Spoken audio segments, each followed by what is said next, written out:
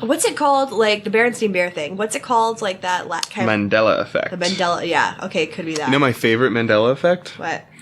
Some people remember the Red Hot Chili Peppers in the 90s releasing a decent album.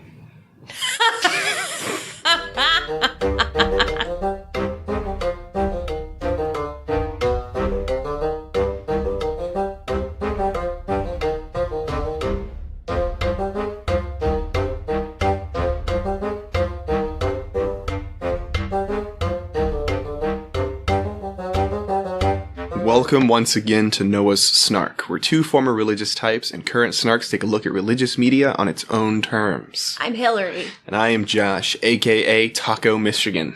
Taco Michigan? That's where I am today. What does that mean? It's from the movie. He likes towns that are named weird things. Like Taco Michigan. I get it. And today, I really hope you saved a prayer for us. Because we're gonna need it, I think. Mm-hmm. Today's film is called Dial a Prayer. And it stars Brittany Snow and William H. Macy, both great actors. Correct. And it's an unexpected turn of events that this movie even exists. But it does. It does. And here we are. It came out in 2017. Yeah, it came out recently. I had no idea.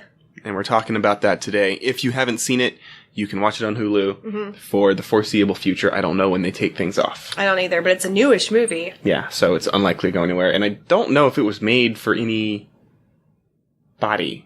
Was it direct to DVD? Was it a TNT movie? Like I said, this was completely off my radar. Yeah. No idea where it came from. I literally found it weeks ago on Hulu and I was like, what the hell is this? Okay. It's on the list. The title alone, you're like, well, okay, this fits our 100%. aesthetic. So before we talk about the movie proper, going in, what was your first impression? I don't know. Had nothing?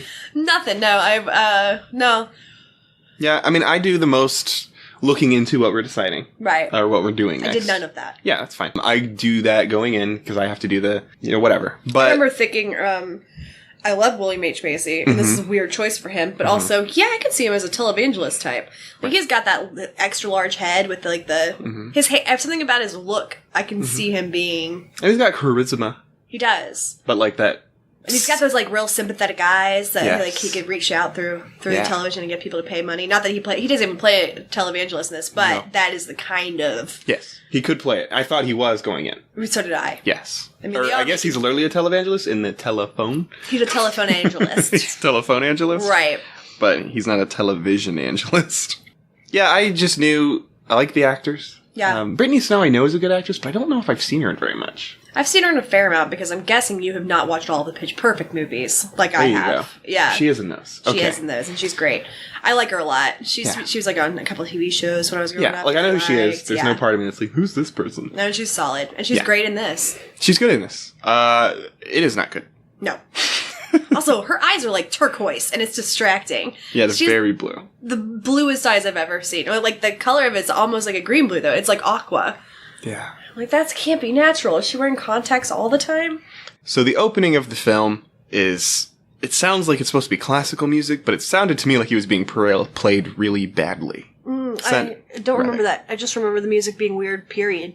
Like, all the music choices all the music is weird throughout this whole thing. I purposefully left out any discussion of what the movie's about because it's really hard to explain what this movie's about.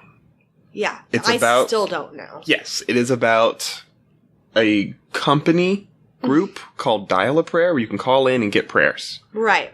That's basically what we know going in. That's basically what we know going out. Yeah. But it's really about this girl and her journey. But is it? But is it? After the title card, we cut to the Dial a Prayer offices, and we overhear people giving some prayers to their calling customers. I guess they're customers. They are. They're paying. People call in, they pray for them, and we find Brittany Snow, who is playing the main character, Cora, steady at work here, but her expression and her countenance tells us that she hates it. Yep. An old man calls her about his rash, and she pulls out her big book of prayers and finds one for rashes, which I thought was oddly specific. Oddly specific, and I wanted to hear that prayer. It doesn't say on screen. She doesn't actually end up giving the prayer. Yeah. She gets interrupted. But I'm like, what is the I think prayer it's on for? screen. You could go back and, pause it. Yeah, but what was it in Focus? I think so. Oh, It might not have been. I'm not gonna lie. I might go back and look at that because It's the very beginning. You can just like, oh, that's a very strange prayer. Meredith from The Office, who sits across from Cora, helps her get... Meredith from The Office. The way you say it sounds like there's a woman in her office that we're watching named Meredith. That's right. No, the woman who plays Meredith. Right, the actress who plays Meredith on The Office, who I love. She's wonderful. Yes. Yeah, she's in this movie as well, and she plays another character sitting in a cubicle. Yes. And she sits right across from Cora, and she helps get Cora through this pretty strange circumstance of helping this old guy with his rash. But the old guy hangs up before they get to the proper praying, and we see Cora taking in her coworkers and their hard work. One big guy that sits nearby sees her fumbling with her prayer book and comes over to, quote-unquote, encourage her, and also be really annoyingly chipper. It's just painful, yeah. Yeah, he's one of those super sincere people. Yeah. That's too sincere. It makes me uncomfortable. Yeah. Yeah. That earnest, there's an earnestness about him that makes me want to hurt him. Yeah. Yeah, I'm just like, you need to feel more pain so that you, like, I don't know why that's my initial reaction. I need a therapist. Well, I don't know if it's earnestness. That level of it comes off fake and creepy. Definitely comes off as creepy. Because you know who is good earnest? It's a fictional character. But Poe Dameron from the Star Wars movies? Oh, totally. He's so earnest. He's so happy all the time, but he's not, like, putting it on. Right. He just sees his friends and he's like, I'm gonna pick you up and hug you, buddy! I love him. I love that character. I love that actor. Right. He loves his robot. He loves his friends. Right. And he's always hugging. So maybe it is kind of fake-ish, but... I didn't like his character. I thought they were actually going to make him more of a friend zone type of a guy. Mm-hmm. Like more of a nice guy. Mm-hmm. But he was pretty solidly the same character throughout the whole thing. So yeah, I think there's a sincerity to it. Yeah, and he doesn't seem like he's a bad person. He's just so sincere that it's troubling. Yeah. Well, unsettling. Yes. Not human. Yes. But a break comes along and everyone eats sweets. As William H. Macy comes in, his name is Bill. And I did not know that. Yeah, we learned it slightly later. They say it a couple times. Gotcha. No one in this movie has a name that they ever discuss except for Cora. But his name is Bill. He's in charge. He's a pastor for the church, some church, whatever we've established. But he's in charge, and he gives them an encouraging speech about how well things are going and how they are serving the Lord, or the Master, as he says. They pray in a circle, and then they get to talking about how busy they're going to be because of the upcoming Thanksgiving holiday. He's just like a motivational guy. He's just trying to get them pumped up. He's always pumping everybody. Pumping? Yeah. Ooh. No, that's not what I meant. Yeah. Phrasing, buddy. But he's always trying to get everyone very excited about what's happening. Yes. But he notices Cora, the new recruit, and he immediately goes to her and presses their heads together. Yeah. Like, he literally grabs her by both sides of her head and presses... I was gonna kiss her, and then I was like, oh no. Yeah. Uh-oh. New recruit. But no, he didn't do that. No, he didn't. But he just pressed their heads together, and he was like, you don't know me. Don't touch my head. My face. with your face. Face or your hands. So, that was strange, but he then asks her a very serious question, as he phrases it. How's your serve? Because it's apparently about volleyball. I initially thought tennis. I thought tennis too, until they showed the volleyball. But they all play volleyball here. And she says she doesn't really do sports, but everybody in this office does, and apparently it was not really an invitation. No. It was a requirement. You will play volleyball with us. I hate volleyball. I was never good at it. Yeah. It's Cora. not that I hate it. It's that I was not good at it, and I don't like things that I'm not good at. I'm with you. Street Fighter. Me and Street Fighter. Yeah. You're great at video games, suck at Street Fighter. Yeah, so it's a terrible game. Yeah. It's the worst game ever. Cora finds herself annoyed, and so she throws some of the pastries away angrily and watches the clock like a hawk for that 4 o'clock to hit. And the very second it does, she has her bag in hand and she is in the parking lot. Yep. It's zero waste. Mm-hmm. As she's trying to light a cigarette and get the hell out of there, Bill knocks on her car window and he gives her a t-shirt. She was smoking a joint, by the way. Was she? Yeah. Oh. In her car, she smokes joints. Oh. Yeah, she had it all rolled up in her little... Oh, I didn't notice that. Tin. Yeah. Never mind, so she's lighting a joint. She's a badass. She's a bad ass. Bad seed. This girl does drugs. She doesn't want the t-shirt that Bill is offering her in celebration, but she does try her best to fake it. It is not convincing. And Bill ends up looking somewhat concerned as she drives away. And we get to do a full scene of her driving home, which is weird and unnecessary because nothing happened. No, yeah. Like, she goes at least 3 streets. Like, she turns. Yeah. She drives down the street. Just smoking that joint. She turns. Yeah. Like, we're just watching her drive. There's a lot of that. We watch her drive a fair amount. You're right. But at least one of the other times, something happens. Right. So maybe this is in purpose to be like, she drives. It does seem like when she's driving is when she's like stewing in her own mental health situation, but it's not necessary. There's plenty that happens with her to develop the character. We don't need without to watch her driving scenes. Yeah. Right. Upon entering this house, which we see from the outside, and she clearly could not afford just working at the Dial-A-Prayer, we realize it's her mom's house. Her parents' house. Yeah. And some woman is calling mom to try to get the dirt on Cora and whatever situation she's in, because we know that Cora is in a situation. We do not know why. Yeah. Or what. We know she's working at that place against her will. Yes. But as some sort of requirement for something, right. We do not know yet. Right. Presumably it's community service. Yeah. But we don't know that for sure, and we don't know what she did. Yeah. Spoiler, it is. Yes. And they talk about Cora's dad, who's going to be gone away a few more days. Apparently he's a big shot lawyer. And then the next time we see her at Dial-A-Prayer, Cora is forced to endure watching and participating in role play, where people are trying to get better at their Dial-A-Prayering. Yeah, I hate these activities. It's like what they used to do with us with DARE. The DARE program. Mm-hmm. We had to get up and one had to pretend to be the drug pusher friend and the other one had to be like, no, I'm not a chicken, you're a turkey. I never had to do that, but I would have loved to be the drug pusher guy. Yeah, I know. I was like, hey man, want some drugs? Like, it was 5th graders trying to pretend to be hard. Yeah. Yeah, it was awful. I hated it so much. Because everyone knows that drug dealers go to children. Like, he wants some drugs. Yeah, exactly. Come down First this alley free. with me. Dopey chicken. But, whatever. It's the whole thing. The sincere guy, the creepily sincere guy, is leading the role play. And he's coaching Cora and the others through it. It is brutal and uncomfortable to watch. And having done it in real life for a real company that does talk to people on the phone, it's pretty damn accurate. Yeah. This is the most miserable thing you can do. And it is not training. I don't think this ever help anybody ever. Mm-hmm. Yeah, I have done it. I worked in a call center. Mm-hmm. I was very good at it. Roleplay is the worst. But that's fine. They're doing it. And Cora is sent on the lunch run. And she's in her car, and she seems to stop on a corner, and I guess she's buying drugs now. I never figured that out. Really sure what happened. No, isn't this where she slips into, like, a flashback, but it was kind of indecipherable where the flashback started? Yeah, the flashback had... It happened, like, immediately after she pulls up to this... Yes. Yeah. No, that's when was that when she was stealing the money from, like, she got sent on the lunch run? Did she steal the money? Yeah. It was like $10. No, it was more than that. It was enough. She was going to pick up lunch for the entire team. I only saw a $10 bill. On top, it was like a pile. Oh, okay. Yeah, and she just like stuffed it in her purse and never went back. And she presumably went to a bar, because I think she pulled up to a bar. No, she pulled up on a corner. I saw, because it looked like a hooker almost. Yeah, we saw them on the side. But then, like, when she was getting out of the car, you could see that the building in front of her, because she was looking at that. And then the next time we see her, she's stumbling home drunk. Okay. Yeah. That's what happened. She took the money and bought booze. Yeah, got wasted. Okay. I thought she took the money and bought drugs. I mean, maybe she did that too. Maybe. She likes drugs. I guess alcohol's a drug. We know this about her. Okay, so that's what happened. It was not made clear in the movie. We just had to piece it together live on mic. Right.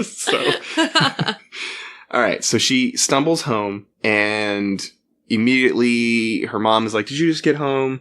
And she's like, "I'm leaving now to go to work for my super early shift." Right. Clearly still a little bit drunk. Yeah. Also, if you just stole money from a group of people, would you immediately go back the next day? I figured, in my head, I thought assuming that she'd just, like, decide never to go back again. Mm. As Cora's heading out the door, claiming she's going to an early shift, her mom reminds her that she can't afford to mess this up. You see, if it wasn't clear, Cora's on some kind of probation or in some kind of trouble, and this entire movie is about her dealing with this stuff because of that same situation. Right. But we still don't really know what it was. But she does come into the office, and she seems freaked out by all the people doing the prayer thing, which I mostly get. It was pretty awkward. It is uncomfortable. I would not be good in that environment. Yes. And she does, at this point, run away. She tries to leave, but Bill is at the door, and he's intercepted her. But she quits, and she says that it's all bullshit, and she's not cut out for this bullshit, and she says, "I'm not going to be stuck in that room with all those freaks." And Bill seems to get a little peeved, And he threatens her about how this could very quickly go from a nice setup to one that is not so great. Right. Well, he's also like, let's not forget why you're here in the first place. Right. He says the charges you were facing were steep. And we petitioned the court to keep you out of jail on your behalf. And he keeps touching her. Mm-hmm. And it's very strange to me. He literally like puts her up against a wall almost, and he gets really close to her, and then he keeps touching her shoulder. Right. And it's just like, stop touching her. It seems like the head-to-head part is just getting elevated now. Like, their relationship is going a weird direction. Yeah. But he points out how gracious they are being in allowing her to repent for her sins against them, the church, and him, the God. And not him, Bill, but actual God. Capital H him. Capital H him. He tells her to go home and get her head together, still touching her. But he also points out that she can't just go through the motions and get by. She's going to need to partake in whatever they're up to. So we next find Cora in a drugstore looking at greeting cards for some unknown reason. I have no idea what this scene was for. Yeah. And then she goes home and seems to try on some, like, conservative-style clothes. No idea what that was for either. I think I have it. Okay. Because the next time we see her at work, she seems resigned and almost happy to be there. She's got a little smile on her face. And she's kind of, like, having fun. And then the first couple of people she talks to, we see that she's, in relatively small ways, pushing back against the system. Right. Because someone calls her to ask about her husband. And she literally ends the call with, you need to leave him. Right, yeah. And then someone's like, apparently a check is late, and she needs the check. And Cora tells her, just give up the check. Yeah. Be like, I will send a prayer out, of course. Right. But also that check's not going to show up. No. She's giving actual advice. She's giving real solid advice and telling people. Dangerous to do like without having any kind of license or anything like that. But at the same time, she's just saying common sense stuff. She is saving, yeah. At the same, the but check's I'm not just saying, showing. The prayer's not going to make the check in reality, if she started doing that, that could really bite her in the ass at some point. But for the sake of this movie, it's showing that she's actually starting to kind of care about people. Right. And maybe but she's also rejecting her own voice in it and not going by the book, so to speak. Right. So I think the clothes were some sort of like role play for her. She's trying to get in the mindset and pretend that she's on their side, but also. But she also didn't wear that outfit to work, did she? No, the next day she had but they kept showing her in different outfits because it's like days. Right. Days are past. But she only wore that one conservative. Yeah, but the others were like long sweaters. But that's what she was wearing at the beginning. Yeah. She wears the same sweater at the beginning and then throughout the rest of the movie. And then she had this one weird day where she put on a cardigan. Yeah. And she wore a cardigan once. It looked like a cowboy cardigan. It had like tassels almost. It was weird. No, it was like some sort of embroidery. And then also. That's the one. Yeah, and then she also like found, she had a cross necklace in her childhood jewelry box that she put on, but she never wore that necklace again and never wore the conservative clothes again. It's so weird. Yeah, so I don't know what exactly the point of it was, but I think she is playing the part and then also rejecting it just enough where she feels okay, right? But not enough that anyone could really complain, right? It's like you're just seeing her resign herself to her situation and make the best of it, which is good. Cora goes out for a cigarette. And then a random guy shows up to her while she's smoking, but he's looking for Cora, and he seems real weird. Yeah, all of my little bells went off. Like, the spidey senses tingled. He says that he called her a few days ago, and he received a prayer for strength, and apparently it saved him. She doesn't know how to process this, and so she runs inside the building, and she just takes a moment to herself to just, like, sit against a wall and be like, what the hell? That's the right thing to do. Yes. When a stranger apparently travels to meet you in person. Yes. And you don't know who they are. This is all of the stalker. This is so stalkery. Yeah, and it gets worse, but go on. And we're playing volleyball now, and Jeff and Bill discuss Cora. We see them doing this. Jeff is sent to save that soul, and he goes over to Cora and continues to be an incredibly awkward person. He offers to help her find her way back to God, and she rejects it very soundly because she's fine. She doesn't need that. No.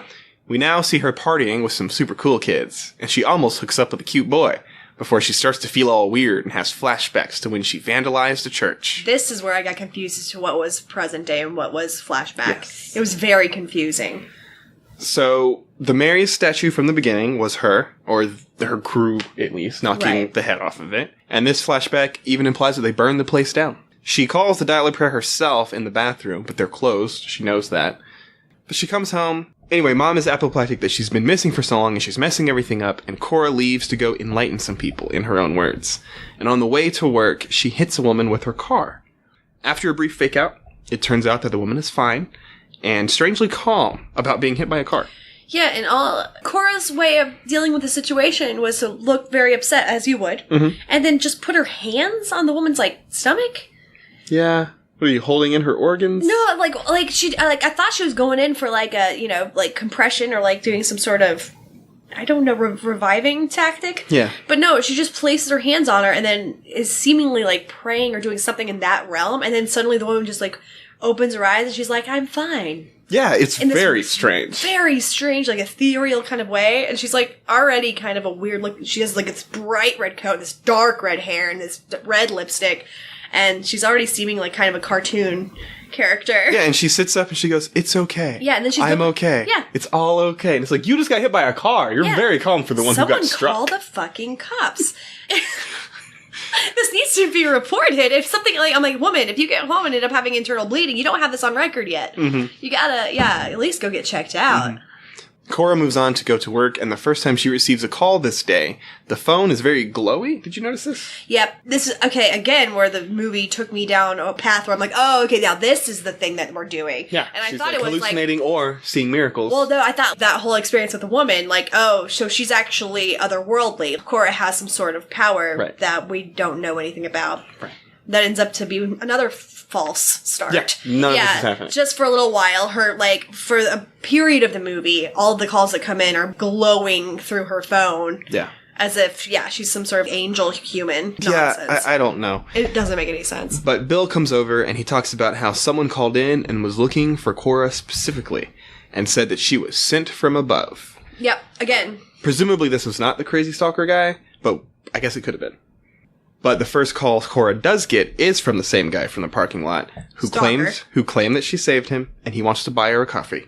For some reason, she agrees. If you agree to something like that, you do it in the buddy system. You bring a girlfriend. You have somebody who knows where you are or is close by. Right. That is, you do not go to a second location with a guy who just stalked you to your job. Yeah. But she does head there after work, and they have very awkward small talk. And she eventually tells him that she's sure that he had some great experience, but she's not going to make him better, and she's not what he needs. And he just wants her to take his number. She rejects it and him pretty certainly. Yeah. Good. Again. She shouldn't have been here, but now that she is, she's gone. Yes, definitely stay away from this weirdo. Yeah. He's not that hot. Is he hot at all? No, okay. I don't think so. No offense to the actor. He is a conventionally more attractive type person, I guess. But no. Yeah, he's a very average. He's an nothing wrong with above average looking guy. He is.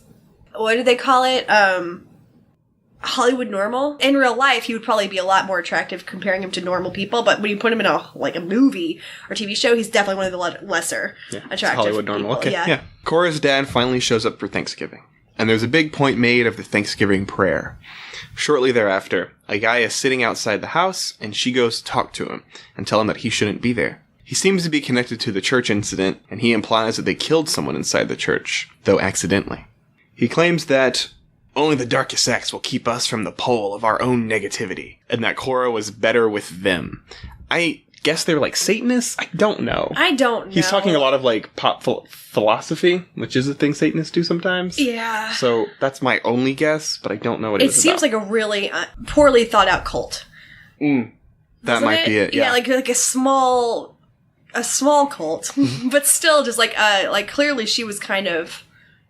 I'm not going to say brainwashed, but there was definitely a group mentality thing that she was a part of. Mm-hmm. At this point in the movie, I honestly can't tell what the purpose of the movie is so far, so anything's possible. I have no idea. No idea. Cora asks if the woman from inside the church looks exactly like the woman she hit with the car, like you said. Red coat. Red coat, really black hair. Really dark hair, yeah. Pale skin, dark hair. And so she describes her. They don't really get an answer on that. Right. So why Cora... if you're not going to tell the audience what the answer is, why even bring it up? Yeah. And Cora seems to imply that the woman inside the church made it out, but she was probably hurt. So we don't know if she died or she was hurt exactly yet, but we will find out. Right. Cora is upset that people are starting to treat her like she's good because she knows that she's not. Late at night, she goes off to cry in her car. I also wrote here, I have no idea what's happening in this movie, and it is also incredibly boring. It was so painful. But it's fine. Dull. Back at work, creepy stalker guy has called her again, and she tells him he needs to stop. Before, she then asks him if his story about her saving him is true or just bullshit. He tells her that she has to believe him, and he'll be there after work. He is officially in this man is very dangerous territory if he wasn't before. Yeah. After she gets off, he's in the parking lot. He talks about how prayer... Waiting for her at her job in the parking lot. Yeah. He talks about how prayer, and specifically talking to Cora, takes away the feelings he has that he's a bad person and lets him be calm. But he does offer to not come around anymore if she desires that. But this convinces her, and she asks him not to go after all. She'd even like it if he stayed. And he readily agrees. And I'm like, girl, you need to leave. Leave this situation. Well, we know also about her, one of the few things we understand about this character is that she trusts the wrong people. We get the flashbacks, so we know the kind of guy that was, like, controlling her before. So she would end up with a serial killer. Back in the office, people are still praying and working diligently, and Bill is so inspired by the scene that he moves their prayer-o-meter from helpful to making a difference. Yeah, but what? They have a prayer-o-meter. Yeah, I know. He decides what they're doing every day, I guess? Yeah, but it does seem like they're completely arbitrary. Yeah. Like, what? How is that being gauged? I don't know. But that's what he's doing. Yeah. And Creep picks Cora up from work, and they drive towards Snow and talk about how much Cora likes it. And Creep doesn't really understand. She goes home, and she takes a shower before heading out with Creepy Guy for a night on the town, and they almost smooch. Almost. Now Cora's back at work. Dancing and drinking. That's true. And they get real close, but they don't. Cora's back at work now, and actually being helpful and effective. She has calls on hold, just waiting for her only. Everyone comes to her desk and talks about how amazing she is doing, and they even talk about how they may have to work overtime just to cover the calls that she's getting. Honestly, this part was so over the top and absurd that I thought it was a dream sequence. Again, there's two sequences just like that. Yes. I have no idea if they're dream sequences or not. They're so weird. This movie is so weird. It's just poorly done. Normally, if you'd want it to be a dream sequence, you need to show her like waking up, asleep, or like drifted off, and somebody like snaps her back into it, out of it, or whatever. But that doesn't happen. No. It seems to be real. When it wasn't like shown that she wakes up or snaps out of something or like whatever, I was shocked. I was like, "What? That was real? What?" Well, they never show her. They never show her snapping out. That's what I mean. Okay. When it didn't happen, I was amazed. I was like, "That's not a real." I'm like, I don't know what reality is. This movie is bullshit. But the point of the movie isn't like she can't tell reality from fiction anymore. So why do we? No, it definitely doesn't seem on purpose that it's that confusing. I think it was just a failure of filmmaking. What's that squeak? I'm just whining because I don't know this movie. I hate it. I hate it. All right.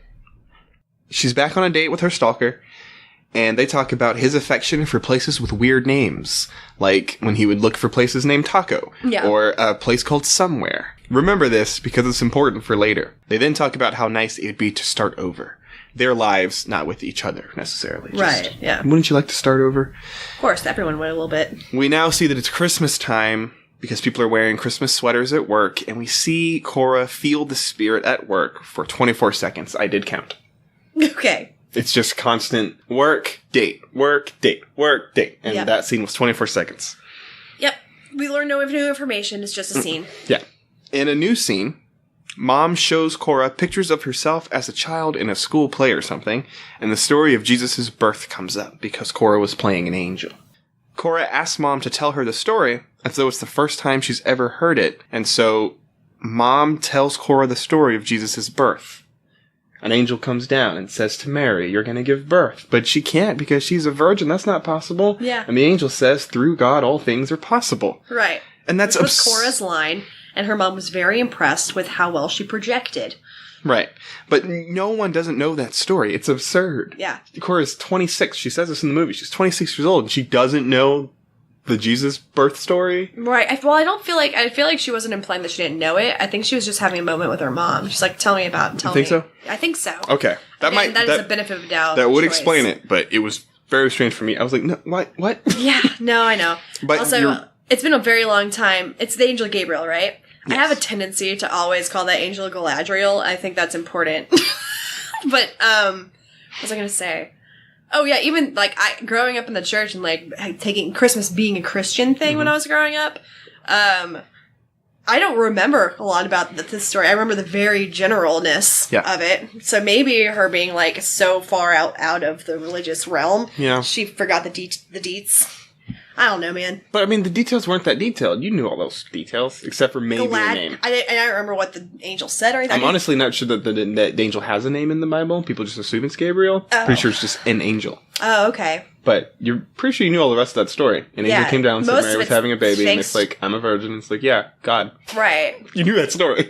Yeah, it stuck with me only because of Charlie Brown. Mm. So it was a weird moment, and you're right. They talk about how 4-year-old Cora proclaimed loud and clear, nothing is impossible without God. But nothing is impossible with God. That's what I meant. I don't know why I wrote that. I was probably tired. Cora does appear to be somewhat affected by the whole story, but you're right, it could just be her having a moment with her mom. Because they don't typically get along, what we can see. Right. Back with her stalker. Cora and him discuss whether prayer really works. He says, as long as people believe it works, it might be enough. And she says maybe it's just being there for someone and listening to them. And at this point, he's beginning to act really standoffish, but does tell her that he's looking for work in the city and he's planning on sticking around for a while. Oh, goody. She asks him, to be fair. I know. We know that she should be fully out of this situation, but she seems into it for some bizarre reason. Bet she has some friends that she hasn't been listening to. Actually, we know she does. We know she does. We see it. Yeah. But we'll get there. Back at work, Cora has attracted a crowd of admirers outside the office, some of whom are her actual coworkers. This one has got to be a dream sequence, because she gets out of her car... with the weird sunglasses that are, like, bizarro large? And she gets out of her car, and she's looking at people who have signs, and they're reaching out for her like she's a fucking celebrity. Right. Of the Dial-A-Prayer Center. Yeah. Including, like, her... it was, like, strangers, but also... coworkers, and they're all like, Cora! Oh my god, so it's her! And she touched me! It's extremely strange, but this doesn't appear to be a dream sequence either. No! But this is the point of the movie, that I realized that she's been kidnapped and or murdered by her stalker, and everything after the coffee sequence is her imagination running wild about what could have been. There's simply no other explanation. I have to be right. Are you saying this is a Jacob's Ladder scenario? Spoilers. The movie doesn't ever reveal this. No. But I am convinced now. Yeah, that she died. Like, she died in the fire. Yes. Or, no. Like the creepy stalker guy. You think he murdered her? Murdered her. Right, and then everything else is like a what could have been? Yes. Or she's in a coma and this is all in her head. Yes. Yeah. Something happened. She is not okay. The entire movie after the coffee scene is made up nonsense in her brain. That's such a better movie. It has to be. Right. They really should have ended it on this note. They should have ended it on her in a hospital bed just opening her eyes. And then, right. Yeah, cut to... you hear like, beep. Yeah, exactly. And she opens her eyes and she's like, oh. Turquoise eyes. And then maybe a nurse explains like, you were kidnapped and murdered, girl. Yeah. Or whatever. Attempted murder. Yeah, attempted murdered, girl. But it never happened. Or like if the nurse was one of her coworkers. We should write a movie. Okay. It's like a Wizard of Oz. Like, you were there? And you? And you? Mm-hmm.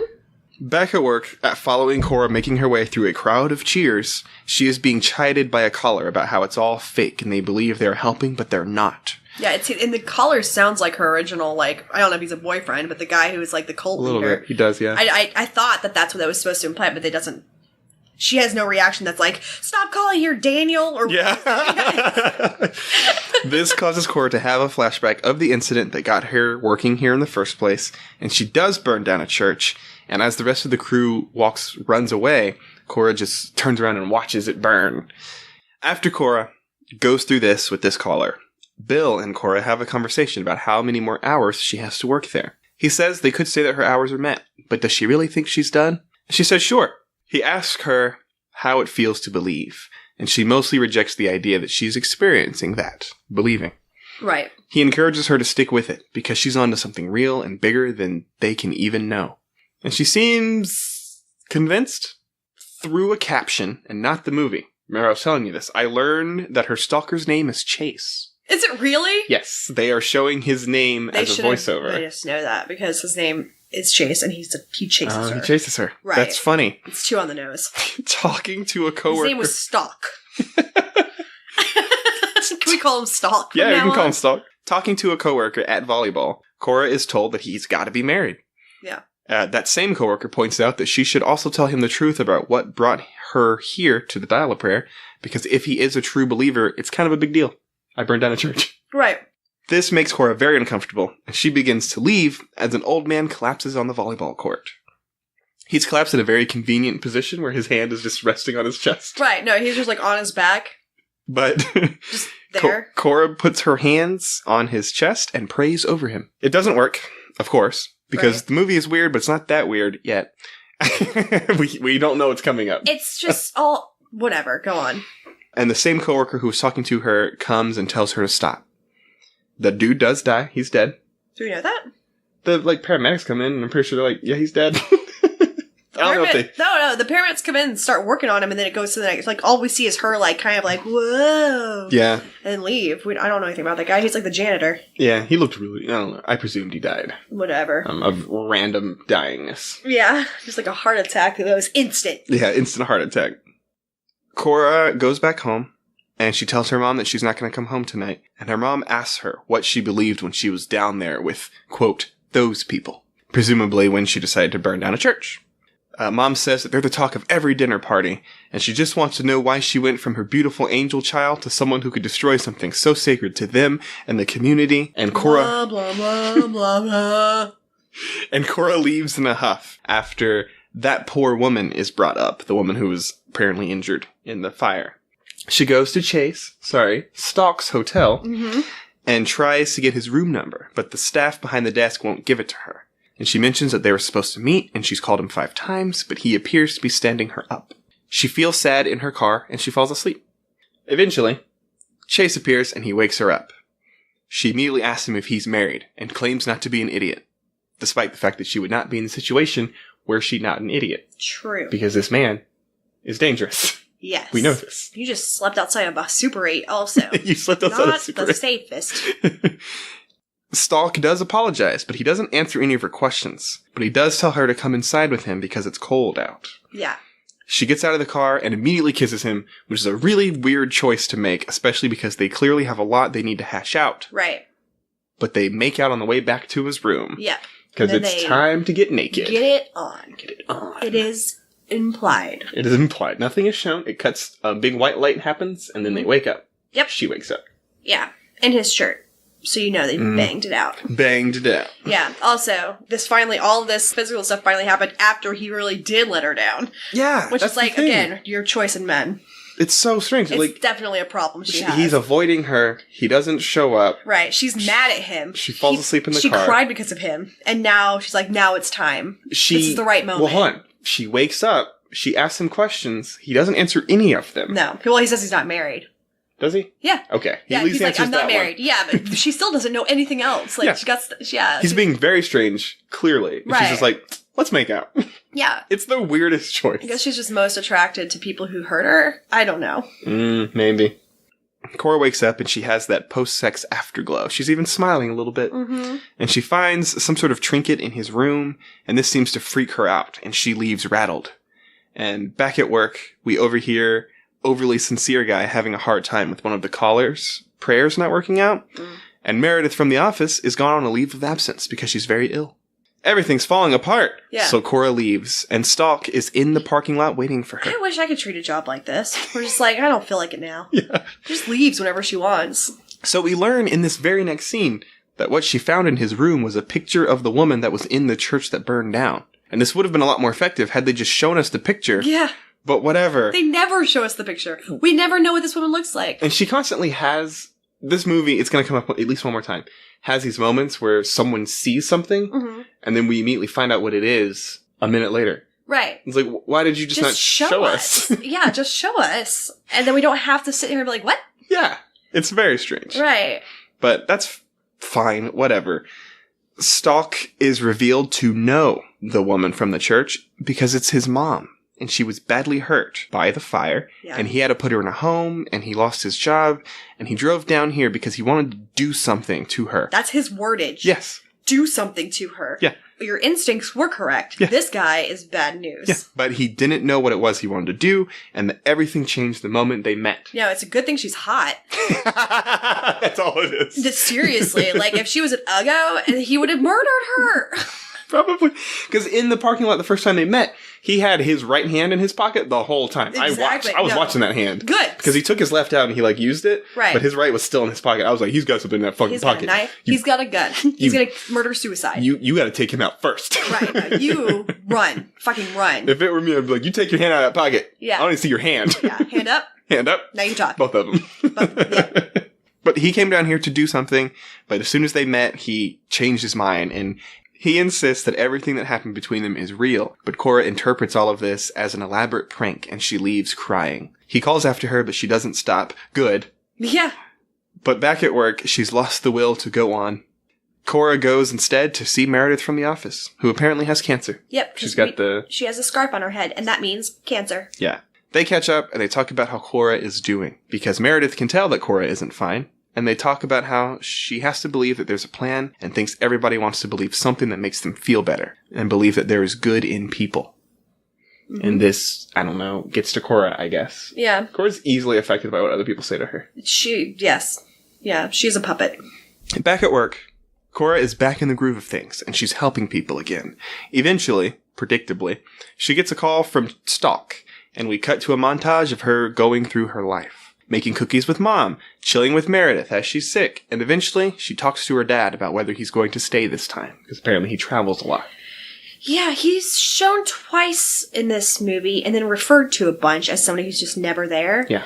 But whenever he's there, it seems like a dreamy situation. Like, I don't know if he's really there. He's just, like, sitting there, unmoving. He's just, like, sitting in a chair, and then she has, like, a weird conversation with him, and then we don't ever see him again. We don't see him move. Yeah. Or stand up or talk to her mom, really, or anything. It's so bizarre. It's like her dad was also died. And, like, every conversation she's had, like, she's like, when she's talking to her mom, she's like, he's not coming back. He's left us. Like, I'm like, oh, he's dead. And her mom's not dealing with it. I kept making all these, creating all these storylines to make this movie make more sense, and none of them are real. Yeah. But they talk about whether Cora is going to stay, living here and working at the Dial of Prayer, because Dad says she seems like she's on a better path. And Cora tells him they miss him when he's gone, and Mom deserves better from him. Mm-hmm. He never asked her why she did it, only that he'd take care of it, and Cora reveals that she did it because she wanted to feel something, all the way through me, and wanted to be seen, really seen. Yeah, I guess. And then the scene cuts before Dad has a chance. I think it's more like she's just really, like, susceptible to peer pressure. And then the scene cuts off before Dad even has a chance to respond, so that's it. That's the whole conversation. Yeah. So we cut to another incident of Cora driving, this time past a bunch of signs that are telling her things like, last and final chance, today is the day to be saved, and no turning back. Yeah, also no U-turns.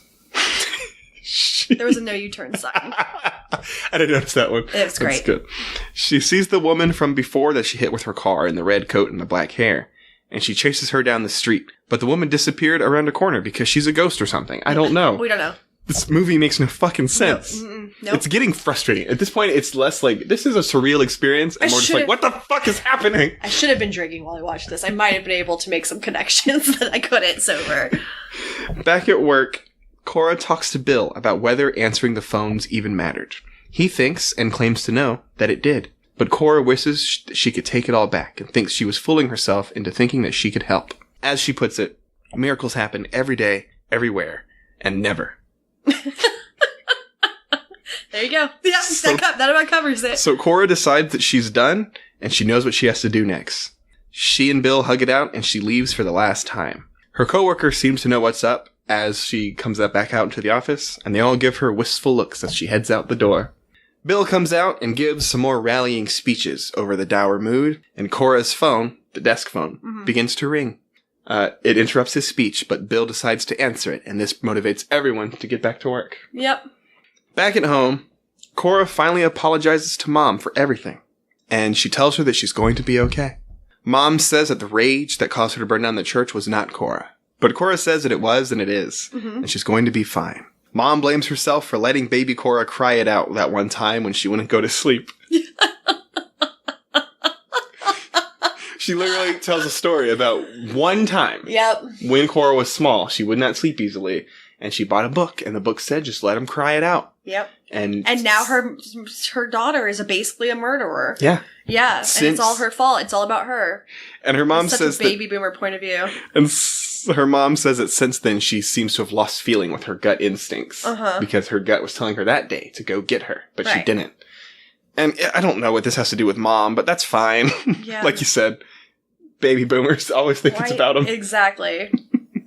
Cora really does think that she's going to be okay this time. They Merry Christmas at each other, and Cora leaves to go to the dial-a-prayer office. Doing another one of those, we don't know what's happening, but we'll find out in a second thing. We just see her driving away. Right. And then we immediately cut to the next morning, where Bill says, oh, Cora, and finds all of the prayer books in the dumpster. Right. What? Because they show her leave her mom at their house. Mm-hmm. You see her in her car, which, going with my own, how this movie is making it appear, it looks like she gets in her car from her house, and then her house is an office now? Because, it's like you see her pulling out. I get what they're, apparently she went from her house to the offices, but they don't show that. The only thing they show that helps with this, because you're right, is they show the logo on the door. It's in the shot. That's all you know. But immediately after she's at her house. Yes. So we don't see her get to, is her house right next door, and that's where she parks? Yeah, I don't know. None of it made sense. We don't see her do anything there. We just see her leaving. Mm-hmm. Yeah, and then we see William H. Macy say Cora's name. Yeah. And then, try to pull some of these prayer books out of the garbage, and then I guess have a moment where he's like, maybe I don't need these. And put them back? No, so he is grabbing some, and then he opens one of them up, and he sees something on the front page. Right. And it makes him smile. And then he puts it back in the garbage. And then he puts it back. I don't know what's happening. We don't know what it says. They never tell us what that one is. No, they never do. What is happening? Oh, this movie is so strange. It's so bad. Okay. Cora stops at a diner, and she calls the stalk one more time. And she says this is as close as she can get to praying. And she says, I believe in you. I believe in the good in you. And I believe in what you did for me. Showing me I could make a difference and giving me a chance.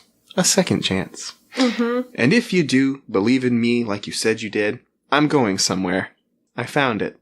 And maybe you'll meet me and we can start again, completely from scratch. So Cora heads off to a city called Somewhere, and Chase is waiting for her when she gets there.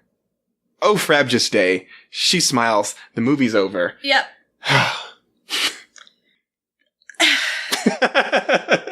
Final thoughts. Any?